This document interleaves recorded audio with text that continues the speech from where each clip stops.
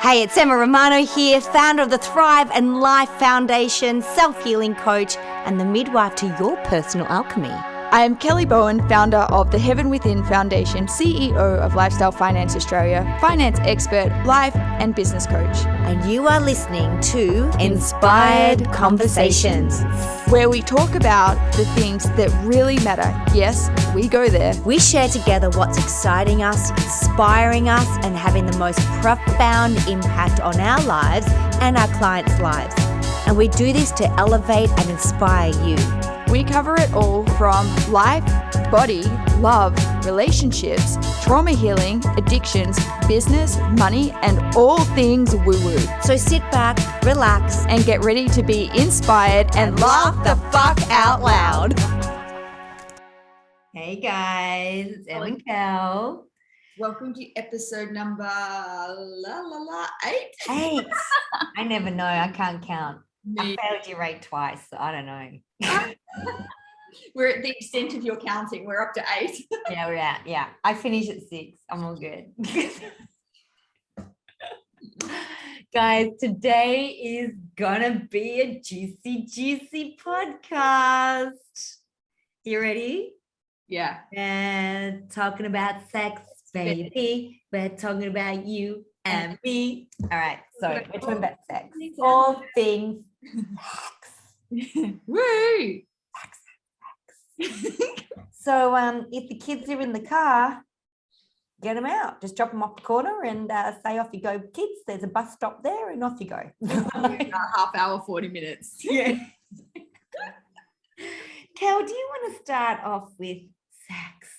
Yeah, sure. So it's been, my journey here has been so interesting the last 9 months, and particularly because it's been about re-exploring my own sexual energy, my own sexual essence, bringing that back from a really big trauma response. And I guess one of the biggest lessons that I've learned here is what is safe sex, because it's not did you or didn't you wear a condom. Like, oh my God, that's so basic compared to like what really is safe sex and what makes phenomenal sex, mind-blowing sex, where all of you feels activated and online and fully present in that moment with the person you're with. And I think I'd really like to open the space where we can kind of explore some of this, because I think people either settle for like, you know, average sex, or kind of there's parts of themselves that don't feel like they're fully expressed during sex, or there's things that they want to do but they're too scared to because they don't know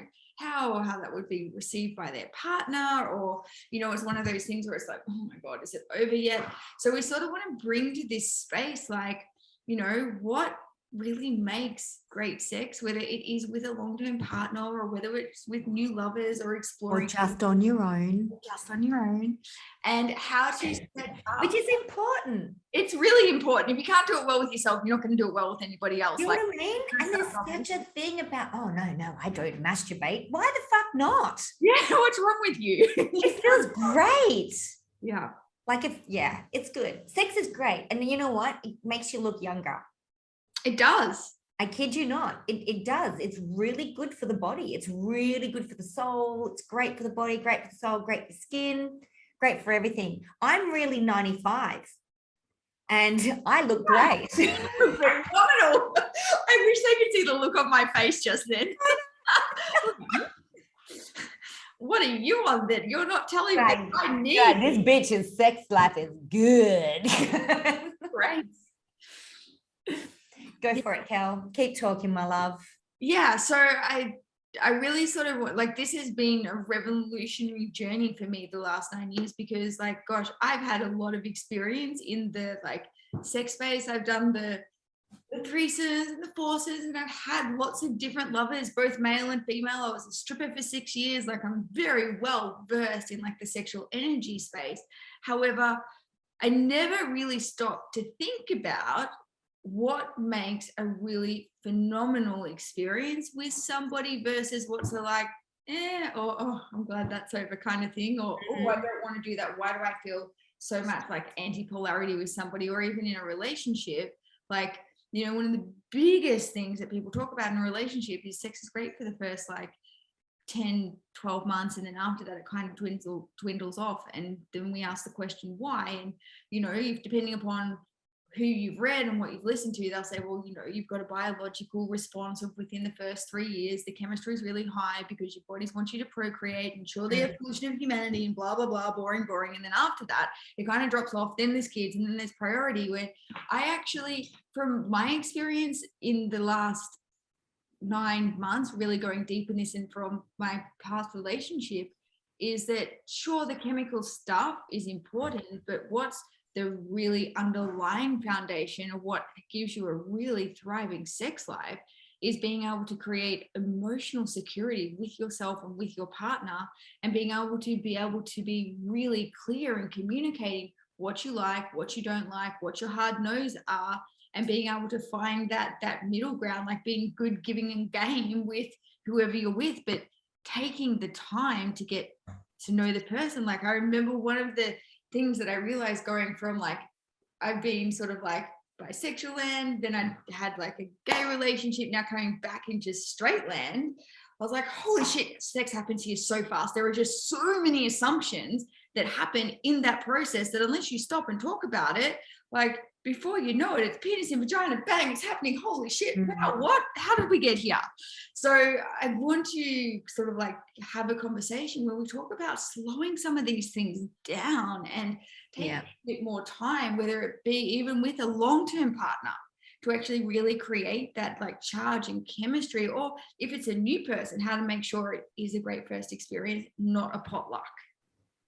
I think it's really important for women to feel rude and to feel sexy and important, and most of all safe. Yes. And, there's the occasion where the wham bam, thank you, ma'am is great. That animalistic, throw me over your shoulder, throw me on the fucking bed and just fuck me sideways, right? It's great.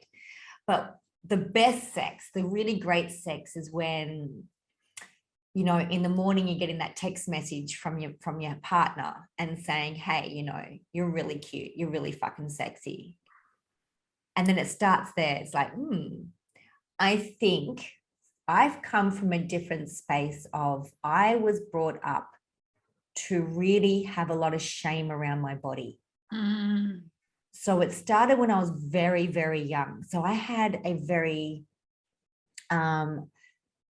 masculine distorted grandmother who had a lot of trauma, and she was a control freak, and everything, she was narcissistic, and everything was about the look. So if you're fat, no one loves you. Darling, you've got cellulite. Don't let any man see that.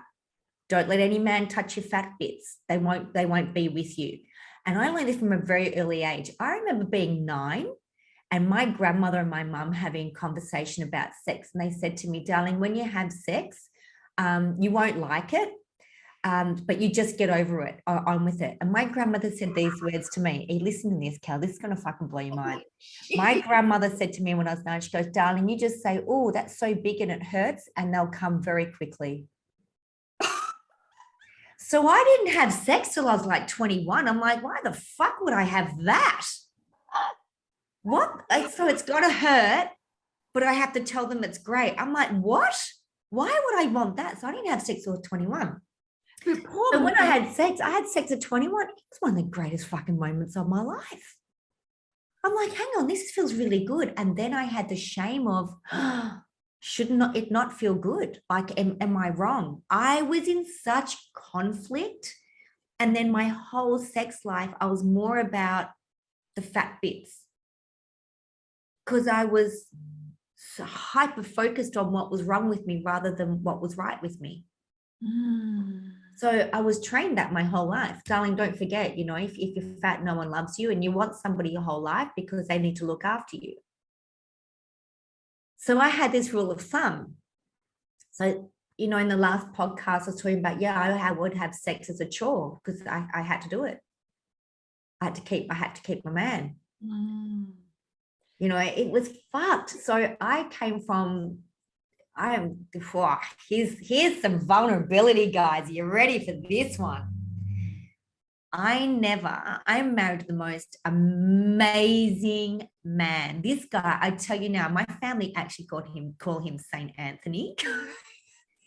It's fucking insane. He really is the most amazing, incredible, centered, masculine, beautiful. He's my king. He's my warrior. I call him my wolf. He's absolutely beautiful.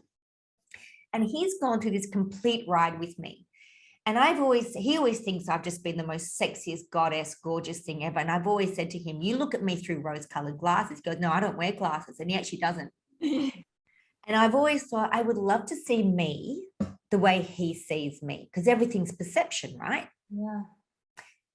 So it's just been recently where I've gone on this massive journey of really loving all of me, not just the parts that are cute, but the parts that what society wouldn't say are so cute, like the cellulite, the chunky thighs, the chunky butt. Because I've also been shamed in the fact that my father left when I was 10 months old. And I was very much shamed. Without my family, my mother didn't know she was doing this, but in one breath, she was telling me how much I look like my father. Oh, you look like your father. You walk like him. You got the same body as him. That fucking bastard. He's an asshole. He did this to me. So I was like, so she wasn't realizing that I was putting two and two together, that I'm an asshole, I'm a fucking bastard, I'm this. So I had so much shame around my body. It's how kids think too, because they're completely illogical with their this means that. They'll take something and they make it about them instantly. Always. How their brain works, that egocentricity, that at that developmental stage, they've got no other way. They don't have that critical part of the brain developed where they can realize, oh, she's not talking about me. She's talking about somebody else. We don't have that critical factor until the age of 9. Yeah. So I just thought she's talking about me. So I just felt I had all this shame around. I had a very athletic figure and, I had strong legs. I was a tennis player. I was a tennis coach for 16 freaking years. And I was, I did roller derby. I played netball. I was very, very sporty. So I had a lot of shame around that kind of body because I was supposed to be skinny, tall, skinny with boobs. Stepford wife. Yes, 100%. Right. Instead, I was, even now I'm quite athletic, but I'm voluptuous. I've got boobs. I've got hips. I've got a small waist. I've got a great figure. I love my figure now. I never used to. All right. So, and I had freckles. I wasn't supposed to have freckles. I was supposed to have normal skin. I'm a redhead. My grandmother, when I was 9, put me out on this decking. It was 35-degree heat and slathered me with olive oil and made me lay outside to get a suntan. I ended up with 3rd-degree burns. Could you imagine? Anyway, it was a lot of trauma around my body. Wow. And the worst person caught me. I think I was 3 or 4. I'll never forget it. And I was touching myself.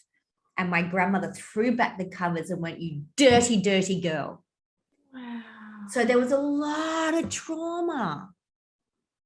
And then I stepped into a place of, hang on, sex is bad, sex is naughty, sex is shameful. And then I got very promiscuous in my 20s, very promiscuous. So I swapped sex for connection because I really hated my body. I was bulimic at the time. There was a lot of shame around my body, a lot of trauma around my body. Then when I met Anthony, this beautiful freaking Adonis of a man comes into my life. I was like, I don't deserve him. He's going to leave me if he sees this body. So he never saw me naked. I would hide. He was never allowed to come in when I was in the shower. Sex was under the covers. I would never stand there naked. If I did, it would be front. It would never be my back end because I had cellulite. And I get emotional when I talk about this. Yeah, I remember. So I was doing this amazing program and, Anthony actually thought because I was hiding myself from him that I wasn't into the relationship as much as him. And that freaking kills me because this man deserves the most amazing wife. And I thought by hiding myself and putting this wall up was giving him a better version of me, where he just wanted all of me because he felt I didn't trust him. So it's only been in the last couple of years that I've gone, boom, baby, here's all of me. And I have done actionable steps to actually fall in love with my body. So I was one of those people. I was never in bathers. I was never in a pool with my kids when they were younger, because I had to be, if I was in bathers, I would also wear shorts and a t-shirt over my bathers. I was that woman. Mm-hmm.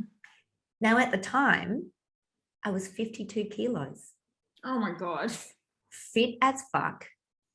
But I thought I was fat. I thought I wasn't good enough. What will people judge me on? I was so fearful of judgment.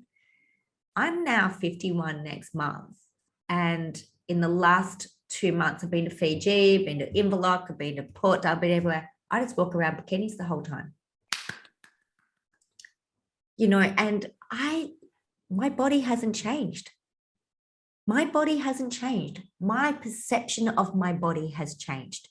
All that changed was this, my idea of myself, and I had to do actionable steps. Walking into that swimwear shop and get a pair of bikinis, I was bawling my eyes out, but I did it. And I came home, and then I had to do another brave thing. I had to put the bikini on, and I had to stand in front of my husband and go, I bought a bikini. And he's like, babe, you are the most sexiest fucking thing in the world. And I get it. I'm not, but he thinks I am, because that is the perception that I am allowing him to see now. You have to start believing that you are, and then you have to start doing actionable steps to become it. There is no magic fucking wand. There's no magic pill. Trust me, you don't have to be a certain weight, because I have been skinny, bulimic, athletic thing, and I freaking hated myself more than ever. You can be a beautiful, voluptuous woman, man, with 100, 200 kilos extra than what you think you should have. And you can still wear that fucking bikini or that mankini, whatever you want to wear. And you can still own it, and you can still feel sexy as fuck. And that is what gives you the most delicious sex life as well. Yeah. Gosh, it's so powerful. When you say that, it makes me think of when I first started stripping, and I remember I never thought I was pretty enough to do it. I'd been a professional athlete for 10 years, so my body's always been in quite good shape. At the time, I had a little bit more weight on my belly than I do now, but not a lot. I still definitely looked quite fit. And I remember, even in my skincare, I was like, one day I'm going to make some money out of my body. Just I remember casually thinking that thought, but never thought too much more about it. And then I'd always been, so it's interesting how you talk about your trauma, because sometimes sexual trauma, and I will tie this all together, so stick with me. So when you're sharing about your sexual trauma, sometimes sexual trauma isn't the obvious stuff. It's not the No, I was never molested. I was never raped. It wasn't anything like that. It's the small things, yet you still had an association where pleasure equaled guilt. 100%. It was shame. It was so shameful. Right. And this is and we've been taught to shame our body, shame our sexuality, this whole expression of pleasure. It's not, there's a lot of shame and dirty and don't do it around it within the particularly Western culture. Then, so when I think about I'll give a bit of a timeline and tie this all together, because my sexual trauma was a lot more obvious. But it still created the same association of guilt and shame to pleasure. So for me, I was sexualized really young. I saw sex around me for as long as I can remember. And I remember getting caught watching my dad's pornos with the neighbors' kids, because the neighbors dobbed on us to their mum, when I was 10 years old. And we thought we were so clever, because we would rewind it back to where it was in the VCR. So mum and dad wouldn't know. We would just press play and have a great time during the day. Do you know what I mean? Yeah. Trouble with that. Then we weren't allowed to stay at home anymore. But also at the same time, we had this, let's just call it family friend, who had a stripping agency in Melbourne. and they would often have girls like give out like jobs to girls on weekends to go do bucks parties and stuff. So in the holidays, when they would come up to our family home with their 2 kids, they would often bring strippers from Melbourne with them. And here I am at like, I still remember 7 years old. They're like between this age of like 7 to 10, like these girls with these big fake boobs that didn't look like my mum's, and then walking around in these G-strings, which I had never seen before. And they were like bouncing around the house. And I remember asking, why are her boobs like that? And then I remember them teaching me how to like pole dance around the poles and the basketball courts up at my school for fun. Didn't think anything of it all that much, right? Anyway, so but this is sort of my coding as a kid. And then there was a pedophile that lived up the road from our house, another family friend. It's always the story, isn't it? Always story. Always the story. Anyway, but from the ages of like 7 to 12, like I spent a lot of time at this guy's house. And what's so sneaky about pedophiles, if they're, when I say inverted commas, good, that's a very loose term to use, good. But what I mean by that is if they are good, they never cross your boundary. They never frighten you. They take advantage of your natural curiosity, and they arouse your natural pleasure states so that you are curious enough and feel good enough that you want to go back. But you also know at the same time that there's something not right about it because you're conditioned to secrecy. This is a secret thing and you're special because you're the only one. And this is just a special thing that we do with each other to show each other that we love each other. And, you know, like it's this really secretive thing, mind you. The guy was doing it to all the other kids in the street too. Anyway, but there's this whole secretive thing and you can't tell mum and dad. But so you kind of know that there's something not right about it, but at the same time, like it's intriguing, all of it, like your pleasure centers and arousal and all of this at the same time, and you haven't hit puberty yet. And I remember as soon as puberty kicked in, that's when I was like, there's something wildly wrong with this situation. And then I was off skiing and I was totally removed from that situation. We no longer lived in that street. But up until that point, that's what I'd been conditioned with. And then to every time I felt like, I remember he taught me about porn, he taught me to masturbate, like all sorts of stuff. And this was my first kind of like real, I guess, a 12 experience into sex and sexuality and pleasure. So even though I was having these pleasurable experiences, I had so much guilt and shame attached to it, to the point where, like, as I got into older life, into my 20s, it manifested, particularly with men, not with women, but with men, it would manifest as urinary tract infections and thrush. And why? And then as I've gone through and doing the trauma healing, that all of that kind of has unraveled to be like, oh yeah, it makes sense, because I would want to punish myself. I was so deeply ingrained with this guilt shame frequency that anytime I felt pleasure, I would punish myself for it. Yeah. Beyond what I would do from an emotional level, I manifest it into a physical expression of my own guilt and shame around it. And then through the healing process, obviously that's gotten so much better. And the only time that I experience it is when my body's saying no and I try and override it with my mind. Kelly, you know what? You're freaking me out, because I was the same. I used to have so many urinary infections, but I would bleed and end up in hospital all the time. Had them for years.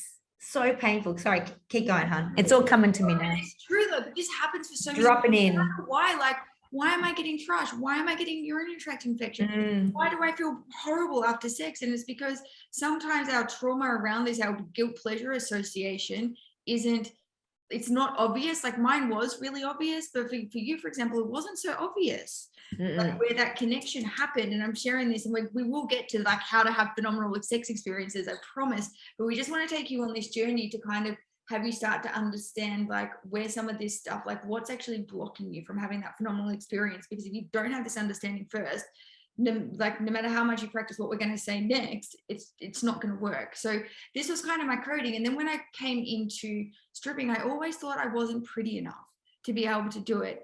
And my friend who I'd been watching, they'd been stripping for some time, we were living together, and I was watching them have a great time and make like $2-3K a week while I'm slaving my ass off to make $1,500 a fortnight, and going, something's not right here. They're having great experiences and I'm working my ass off. I was like, I've got to get over myself. I've got to give it a go. And we used to have a pole in our lounge room.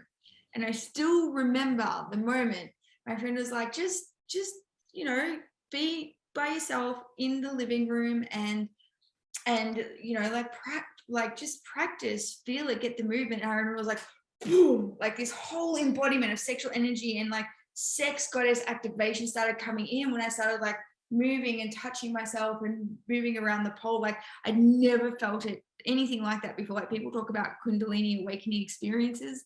I guess I didn't know what that was then, but I think it was kind of like that was my first experience with it. And then I felt my power as a woman. I knew I could walk into a room and if I wanted everybody to look at me, I could make them look at me like that. And I just knew like it was all there, like this whole part of me that I'd sort of been owning in that moment came like full force into my body through like this feminine movement and learning to touch my body and just be with my body and owning that.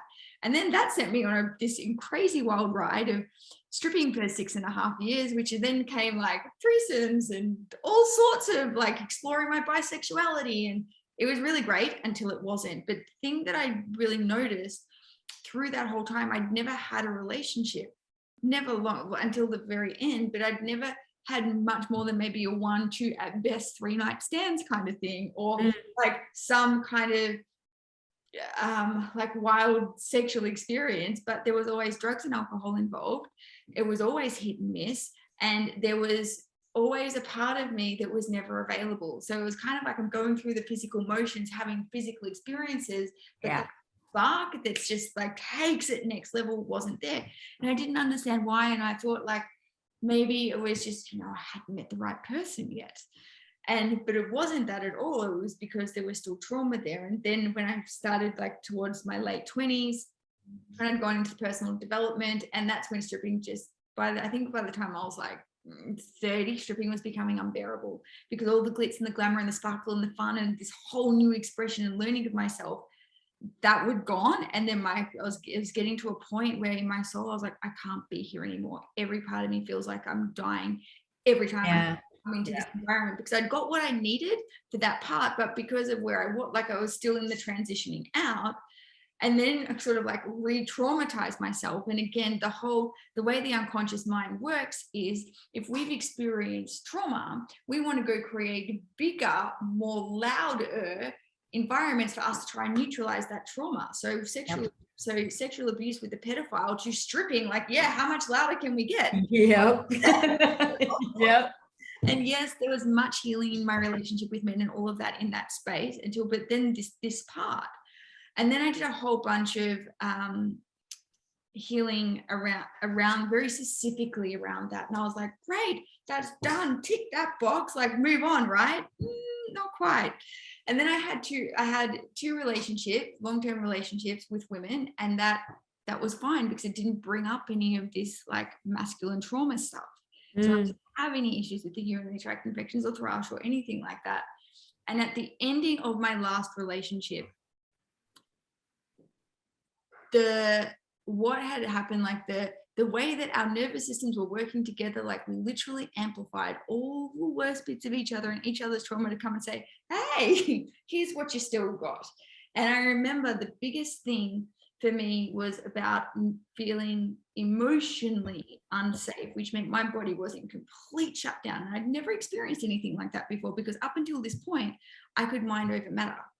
But because of where it started, because all of me, I went into this relationship with all of me on the table, I couldn't mind over matter and I couldn't fake it, because you can fake it in a 1 night, 2 night, 3 night stand if you're not really feeling it, or you can end it pretty quickly. But when you're in a relationship, you can't, because that thing keeps going whether you want it to or not. And you don't deal with this stuff. And so the thing that kept coming up for me was this emotional safety piece. It's like, I don't feel safe. And there were very valid reasons for me not feeling that. However, when I stepped out of that and spent the last 9 months journey, this has been actually really exploring and discovering. So what really is safe sex? Not just when I said earlier, safe sex isn't about did you or didn't you wear a condom. Like, what is safe sex? What is emotionally and physically safe sex for me with myself? Like, when is it okay for me to enter my own body or not? Or does my body not even want to be entered, let alone with another person? And this is when you have to start having conversations of, all right, so what do you like? what don't you like? Mhm. What's your edging on my boundaries word, or I'm feeling too much kind of word? Like, is it banana, or do you want to use a traffic light system? Like green to go, we're all green. Orange is starting to approach boundary, and red, that's just a hard no. Like, where is this? Because it brings this whole new level of consciousness into your like sexual encounter with somebody. And again, it doesn't matter whether it's an intimate partner, long-term intimate partner, or a new partner. Like, these are the foundations and the boundaries and the safe container that needs to get set up for your whole nervous system to relax and be like, oh, because if you don't do this and take the time to have these conversations, you're still in fight flight, and you're not going to be able to fully connect. You're not going to relax. All of that trauma stuff is going to be there present with you unless you learn how to create safety within yourself and with another person. I tell you a really great way to bring that in, a really practical way to bring that in. Whether it's a long-term partner, you know, a newbie or whatever, give each other a hand massage. And it's all about permission and boundaries and seeing what you like and what you don't like. So say if I was to just grab your hand now and start massaging, but I started using my nails, you'd be like, I don't actually like your nails. Oh, or maybe I like your nails going up my fingers, but I don't like your nails in the palm. And I don't like that back of the hand thing. It kind of hurts my bones. So it's a beautiful, safe way to find out boundaries and what you actually like and what you don't like. Because it's getting you in the practice of telling people you like and you don't like. It's something that I get my long-term people who have been together who have stopped having sex years ago. They want to have sex, but like, nah, it's boring. It's wham bam. So he just lays on me, or it's not good. I don't feel safe. I'm like, right, let's start with a hand. And you can see them actually starting to relax. Their whole body starts to relax. They'll be on Zoom with me. I'll go, right, grab the hand, start massaging. And it is one of the most beautiful and easiest, most practical ways. It's a great thing to do with your children too, to teach them, what do you like? What don't you like? Boundaries. Do you not like that? And every time I say, so say if it's you and me, Kel, and I've got your hand and you go, no, I don't like that. I then have to say, thank you. Thanks for telling me that. Instead of going, no, well, what do you like then? You know, instead of going to that trauma response, it's like, thank you. Because when I know what you don't like, good, I don't have to do that again. Now there's 99 other things that I can explore. Yep. You know, it's a really great way to do it.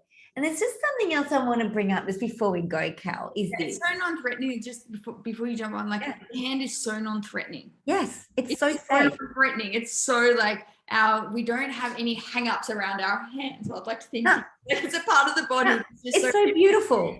Yeah. It's so beautiful. And then you can go deeper. You can go, the knees can be quite intimate. The ears can be very intimate. Never touch a man's ears unless you're a sexual partner. Now, if you have a son, don't ever touch their ears. Why? Because there is a point on their ears which gives them an automatic stiffy. Oh, really? Yep. No, yeah. I'm just going to stick that in there. Yeah. So just start talking suggestively in some bloke's ear and stiffy. Yeah. So you got to be careful of these erogenous zones, but the hands are really beautiful. When I know when my boys are feeling they need some nurturing, but, you know, they're 19 and 20 and they don't want to come and go, Mummy, can I have a cuddle? They'll go, can you give me a hand massage? Sure. So I sit there, and then you can even explore, do you want a coconut oil? Let's try coconut oil. Now, the other hand, let's try a hand cream. What do you prefer? And it gets you in that, oh, I like that. I like this. I like that. I like this. No, I don't like that one. And it gets you to practice the languaging of how other people like to be told what they're doing or not doing. Because if it's you and I, Kel, and I'm massaging your hand, you go, nope. I can then say, actually, I don't like the way that you said nope. I would prefer to say, no, I don't like that bit, but I like this bit. So you're learning boundaries with me too. Isn't it beautiful? So beautiful. And it's also learning, it's not just boundaries, it's also learning how to communicate needs and how to have needs received. because Yeah. particularly like, and I know we spoke about this in episode 5 about the nervous system, fight, flight, freeze, or fawn. If you're a fawner, articulating your needs and asking for what you want and saying no Huge. feels like death 1,000 times 100%. over in your nervous system. So, and for you to be able to communicate what you like and don't like and be received in a really non-threatening, okay, great, thank you. Another great one is that the person who especially is a people pleaser and who cannot receive and who's also a control freak, the other person has to feed them. That's really cool, because the control freak will go, you're not doing it right, but won't tell them how to do it. They'll just say what they're not doing right. And you're not allowed to say that. You can't. So if I'm the control freak and you're feeding me, Kel, I can't say, don't do it that way. I've got to say, Kelly, could you cut that up a little bit more for me, please? And do it. Put it into in with the end of the fork. And then you have to go, yeah, thank you. Thanks for letting me know that. But I can't tell you. It's really interesting. It's really great. That's so good. I also like the one, so in terms of like just this level of like safety, trust building with new partners, or even existing partners both, because often like if there's sex isn't happening, there's trust violation, whether it be conscious or unconscious. The problem that you're dealing with is trust.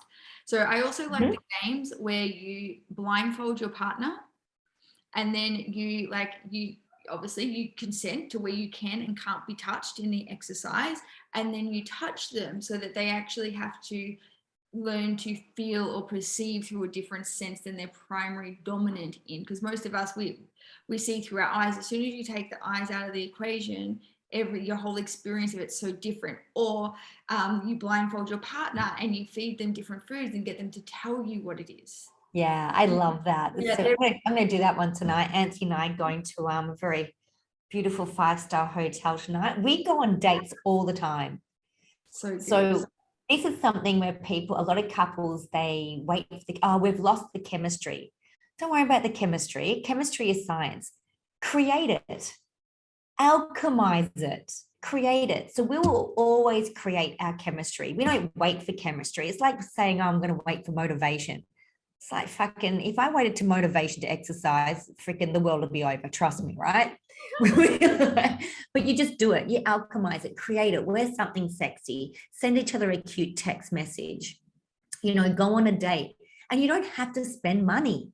It can be literally get a picnic blanket and put it in your back garden, put it on the lounge room floor, eat dinner on the floor, give each other a quick, cute little wink, smack each other on the ass if it's consent. Yes. Go into the pantry and have a quick pash where the kids can't see you, things like that. Just get naughty again, get cute again. It's really important, because connection is the number one natural human need, is connection. So when people say, well, I don't want to have sex, you're in fucking trauma. Yeah. And now that we're touching on trauma again, I wish somebody told me this back when this really got amplified for me, is that depending upon, like, if you are in trauma, going from having trauma shut down body to, let's have date night and sex with our partner, like your body's just going to give you a big fuck off. Yeah. So what you really need to do is address the safety and the trauma within your body first. And that, now where most people tend to go with this is they go into the neo-tantra space. So they want to go, I'll go to like some sex orgasmic workshop or whatever. And the problem with that is often you have these heightened experiences that blow out your nervous system and can sometimes re-traumatize you, because you'll get put in your nervous system is already screaming at you, red light, red light, red light, red light. I'm unsafe, I'm unsafe, I'm unsafe. And then you'll be like, you know what? I've just got to get out of my comfort zone. I've got to go do something to try and, again, the trauma, do something louder than the original trauma to try and collapse the trauma. It doesn't work. No. So you go to these spaces because you think you're going to learn to be more orgasmic or whatever it is, or like, even sometimes like going from having a complete shutdown body to yoni massage, too much. Because you've got to deal with first opening the body, then opening the vagina. Because with women, if our hearts are closed, our vagina is closed. Heart has to open first, then vagina will open. So 100%. Yeah. Depending upon where you're at within this journey, this is not a one size fits all cookie cutter solve the problem. And this is where you have to have that level of self-integrity and honesty and go, okay, well, what am I actually feeling? Because the idea of a romantic date night totally puts a hard no in your body. And you're like, no, fuck that. I want to avoid that at all costs, because then I have to deal with the fact of the pressure of sex and blah, blah, blah, blah. No, where you start is working with somatic experienced practitioners to first open your body and open your heart and bring safety and security to you first. And then as that happens, you'll find that you will sexually start to open. But unless there is safety in the body first, there's no way the body's going to open. So you need to do that first, then safety, and simultaneously while dealing with safety in the relationship and correcting any bad habits that have been there and learning how to communicate, like these games that we've been talking about, the hand massage, the blindfolding, the feeding each other. All of these things are amazing for rebuilding trust and connection. Even the yes no games, like where you'll do it where everything I ask you, you have to say yes, and then you go the next round and you go, everything I ask you, you have to say no. So you can start to feel what your yes is and what your no is. So when you're experiencing something, you've got a clear indicator. These are really powerful ways to start rebuilding the trust in the relationship and communicating to each other the do's and the don't likes and the want more ofs and that kind of stuff in the relationship. But if you are in a trauma response, whether you're consciously aware of it or not, you'll know because your body's just like, fuck no to sex. You need to open the body first. And I will put the somatic experience. We both know some great healers with various different things. Well, that's where Timeline Reset comes in. So I've got 348 practitioners worldwide who work with trauma in the body. Great. That's what Timeline Reset does. It goes in the unconscious mind and in the body and releases at a cellular level, unconscious level, and at a soul level, trauma in the body. Amazing. It's beautiful. It's very gentle. It's very, very deep. It's deep work, but this is worth it. You know, I mean, Kelly and I have gone through so much trauma in a very different way. But, you know, when you have the balls and the guts to invest in yourself and invest in your healing journey, it's not going to cost $120 fucking dollars. It's going to cost a few $1,000, right? You're worth it. It's cost me thousands, but my God, where I am now compared to 6 years ago. 6 years ago, I thought I was going to be in a wheelchair. You know, now I've got this amazing, delicious life, and I get to hang out with Kelly Bowen and do podcasts for a living. What the fuck? I love you. Amazing. Love it. It's amazing. And so look, if you are in that space, we've got your back. Please, like, reach out. Let us. Please reach out. Don't do this on your own. You're not supposed to do it on your own. No, and it's also true, like, if that's where your body isn't shut down, like, this has been a heavy duty 9-month project that I've been working on, and still, like, don't get me wrong, I'm having a great time now. I'm having so much fun, and I'm exploring parts of my body and people, and it's really delicious. And I'm also very conscious of tracking my own experience in my body with what I'm experiencing internally to make sure the two match. Because if there's not a match, it's a no. And it's learning to bring all of me and my nervous system with me. And it's great because I feel more in my body and more confident and relaxed and expressed than I ever have. And I'm also still aware there are certain things on my nervous system just goes that I'm still working through, and that's okay. And this whole having great sex isn't a one and done kind of thing. It's a constant exploration, and there's a playfulness that needs to come with it, and a patience too, particularly if your body has been shut down. And it's fun, and it's delicious, and it's learning, and it's okay. Like, it's okay, you know, and to bring in that beautiful centered goddess God energy, it is so, that's what we're put on this earth to do. I mean, for God's sakes, why have we got a clitoris? It's just to have fun with. Use it, people. Exactly. It's like even dolphins love it. My friend bought a boat the other day, and we went out, we literally saw a dolphin orgy, like a dolphin penis and a dolphin vagina. They were just flapping around. I saw it too. It was on video. It was great. Guys, we hope you've got a lot out of this. Again, let's recap. Really start to learn to love and find your body. But you have to break through and heal the trauma first. Otherwise, you'll just find another fucking trauma. Heal the trauma first. How do you do that? Reach out to Kel and I. We'll put you onto somebody who can work with us, and we can work with somebody else that we know, right? Easy. We got you. We got you back. Step one. Step one, heal the trauma. Yeah. 2, start exploring your body. You know, find something, move, dance. No one has to see you. Touch yourself. You know, touch yourself, wear something cute, buy that lingerie or buy a cute something, or just walk around naked, do what you feel good. One of the greatest things is stand outside in your back garden or with a tree and just hold a tree, pretend you're a fucking fairy. I do it all the time. It's lovely, right? But find you, get your mum out of your head, get your dad out of your head, get this person the other person out of your head that's traumatized you, whatever. Just find you. Love you. Warts, cellulite, all of it. Fucking love you, because you're this magical, amazing person. Yeah. And remember, your body is built for pleasure. Like, yes, the human body is built for pleasure, and we're meant to feel it in unadulterated, liberated pleasure. And yes, be kind as you explore that process. Like, find your edges and be gentle with yourself, and start to recode what may have been guilt and shame to allowing yourself to fully feel pleasure, because it is just a sensation. And learn to resensitize your body that pleasure is safe, and pleasure is good, and pleasure is nourishing. I love it. It is nourishing. It's so nourishing, and it's so joyful, and it's an in your body feeling, and there is so much life force, energy, and joy behind it. And then for those in a relationship, start playing with some of these reconnecting trust exercises. Really innocent hand massage. Like, make sure you totally take sex right off the table. This is not a sexual exercise. This is a trust building and reconnecting exercise. If it leads there, great. However, take it off the table. It's not the goal. The goal is connection and trust rebuilding and recovery. And if you're really into it, you can do some Reiki on his snaky if you feel like it. That might be like step 2, 3. Reiki on his snaky. Guys, we hope you really enjoyed this podcast. Well, if you want us to talk, if you've got topics that you want us to talk about, we told you we'll talk about everything.